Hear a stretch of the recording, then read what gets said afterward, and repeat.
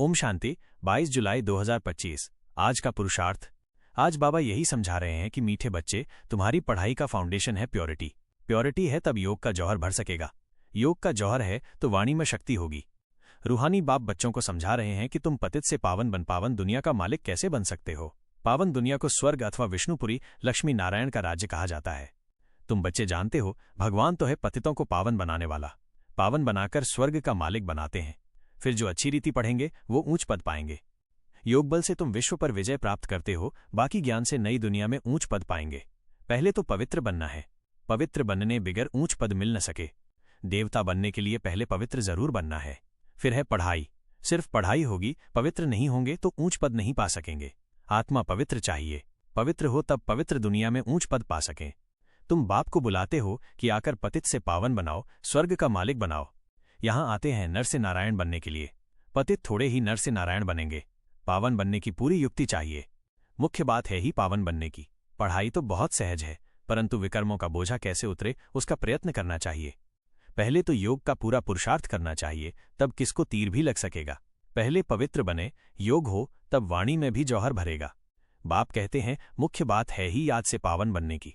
पुकारते भी पावन बनने के लिए हैं। बाप ने कहा है याद से ही तुम्हारे विकर्म विनाश होंगे। बाबा भी तुमसे ही पूछते हैं कि कितना याद करते हो। सिवाय याद के पाप कट नहीं सकते। जब तुम्हारा पतित अपना निकल सतो प्रधान तक आत्मा आ जाती है, तब जौहर भरता है तो झट तीर लग जाता है। पहली बात ही ये है, और संग तोड़ एक बाप संग जोड़ो। देही अभिमानी बनना पड़े। बुद्धि का योग शिव बाबा से हो। जन्म जन्मांतर के विकर्म याद बल से ही भस्म होंगे। पहले याद से पवित्र बनना है, फिर है ज्ञान। पावन होंगे तो ज्ञान की धारणा होगी, पतित को धारणा होगी नहीं। मुख्य सब्जेक्ट है याद की। आत्मा को शरीर है तब सुनती बोलती है। बाबा कहते हैं मुझे ऑर्गन्स ही नहीं तो सुनूं, जानूं कैसे।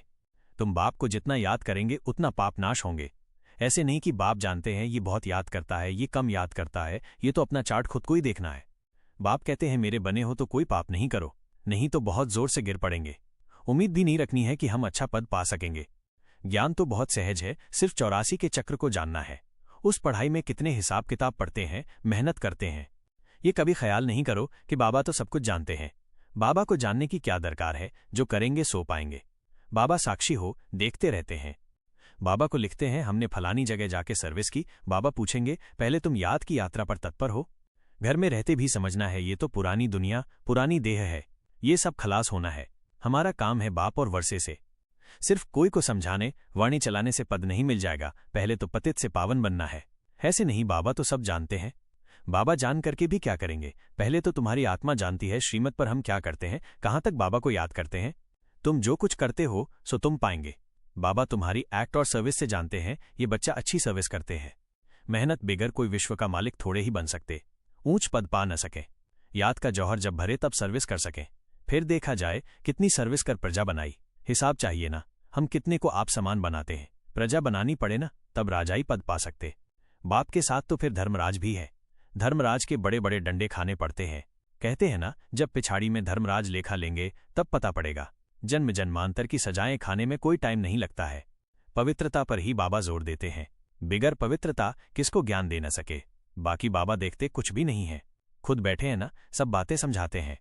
जैसे मरने के बाद शरीर का संस्कार करते हैं तो नाम रूप समाप्त हो जाता है, ऐसे आप बच्चे जब मर्जीवा बनते हो तो शरीर भले वही है, लेकिन पुराने संस्कारों, स्मृतियों व स्वभावों का संस्कार कर देते हो। यदि कोई संस्कार किए हुए संस्कार जागृत हो जाते हैं तो ये भी माया के भूत हैं। इन भूतों का भगाओ, इनका वर्णन भी नहीं करो।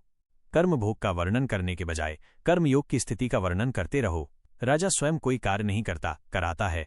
करने वाले राज कारोबारी अलग होते हैं। अगर राज कारोबारी ठीक नहीं होते तो राज्य डगमग हो जाता है।